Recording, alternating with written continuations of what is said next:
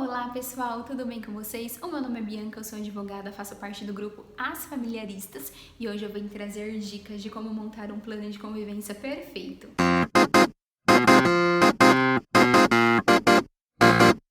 Quando o relacionamento acaba e aquele casal ele tem filhos, a maioria dos litígios que envolve aquela relação é em relação a como será a pensão, como vai ficar a guarda, como vai ser a visita, enfim. Esse litígio, ele é extremamente vai ser levado para o resto da vida. Até aquela criança completar 18 anos, vai existir esse tipo de litígio naquela relação. Então, o papel do advogado é fazer com que esses litígios, eles sejam assim, eles desapareçam daquela relação. Então, o advogado, ele precisa fazer um plano de convivência que realmente se encaixe naquela realidade daquela criança, daqueles genitores. Então, o primeiro passo é observar 3 pontos principais que regem aquela relação. Então, o advogado ele precisa estabelecer entre o casal como será a guarda daquela criança. Vai ser uma guarda compartilhada ou uma guarda unilateral? Então, a primeira coisa a definir, com os genitores é como será a guarda da criança. Segundo ponto, como será fixado a questão do domicílio principal daquela criança, independente da guarda. Qual vai ser o domicílio principal daquela criança? O terceiro passo é como será o convívio. E o convívio é o passo que dá mais confusão.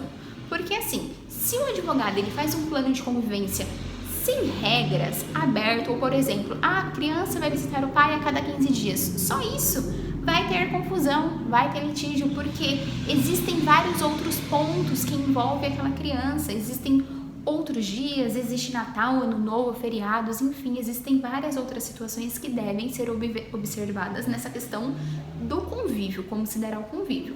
Então, eu trouxe alguns itens que deve, assim, independente de qualquer relação, deve constar no plano de convivência, tá? A primeira coisa é, qual vai ser os dias de visita? Qual vai ser os dias? Vai ser a cada uma semana ou a cada 15 dias? Qual vai ser o horário? Precisa estar fixado. Então, assim, o pai vai pegar a criança toda sexta-feira às 6 horas e devolver a criança todo domingo, 10 horas da noite, por exemplo. Então, tem que ter essa fixação para evitar a confusão. Então, assim, pensa com aquela cabeça de eu vou evitar confusão, para aquela mãe, ela não tenha confusão, aquele pai não tenha confusão realmente, tá? Outro passo é fixar como se dará a questão dos aniversários. Com quem a criança vai ficar no aniversário do pai, o aniversário da mãe, o aniversário da criança realmente. Então assim, no aniversário da mãe, a criança vai ficar com a mãe, no aniversário do pai, a criança vai ficar com o pai, no aniversário da criança. Se um casal ainda tem aquele mal-estar em estar juntos, então a criança fica, por exemplo, durante o dia com a mãe e à noite fica com o pai, ou no próximo final de semana, então precisa fixar a questão dos aniversários que rege aquela relação. Outro ponto é como ficará a criança no dia dos pais, ficará com o pai, no dia das mães, ficará com a mãe. Precisa constar isso. Mas por que não é óbvio? Não é óbvio. Porque às vezes o dia dos pais pode cair no dia que a criança deveria ficar com a mãe. Entendeu? E aí que tem a confusão. Aí a mãe vai falar assim, não, mas esse final de semana a criança tem que ficar comigo, mas é dia dos pais. A criança, ela precisa ter aquele convívio com o pai. Então, precisa sim, mesmo que seja algo óbvio.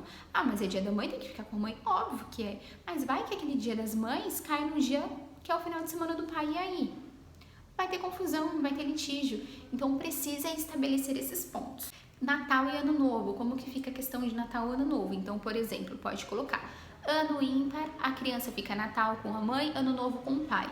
Ano par, a criança fica Natal com o pai e Ano Novo com a mãe. É muito importante constar isso, tá bom? Para evitar confusão. Então, fica um plano para vários anos, ok? E aí, precisa constar também que, assim, os outros feriados, por exemplo, feriado Dia das Crianças, qualquer outro feriado que exista no nosso calendário vai ser em forma alternada. Então, a criança vai ficar tal feriado com o pai, outro feriado fica com a mãe. Então, de forma alternada, tá bom?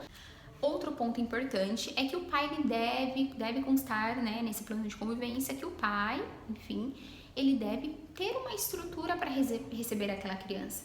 Ter realmente uma estrutura, ter realmente alimentação, remédio, enfim, cuidados, todos os cuidados com aquela criança. Então, precisa estar constando nesse plano de convivência para evitar que o pai fale assim, você pode levar aquela mochila? Pode me mandar a mochila já pronta? A mochila com todos os itens da criança? Não, pai, ele precisa ter uma estrutura. Ele precisa ter as roupas da criança na casa dele, precisa ter a alimentação correta, enfim. Então, tudo isso precisa estar constando no plano de convivência para evitar futuros dissabores, futuras confusões. Então, o advogado ele precisa ter essa noção, olhar realmente todo o ano em si, colocar, lógico, esse plano de convivência ele deve ser estabelecido conforme a necessidade de cada família, de cada criança. Então, o advogado precisa analisar se aquela família tem alguma outra necessidade, inserir nesse plano, mas ele já é bem completo, bem completinho. Nós já tivemos uma noção, um olhar atento em relação a todos os feriados, a todos os pontos principais. E eu espero que vocês gostem, baixem esse plano de convivência no nosso grupo do Telegram, é gratuito. E deixa seu like, curte rapidinho, compartilhe com seus amigos. Eu espero que vocês tenham gostado e façam bom uso e bom proveito na sua advocacia.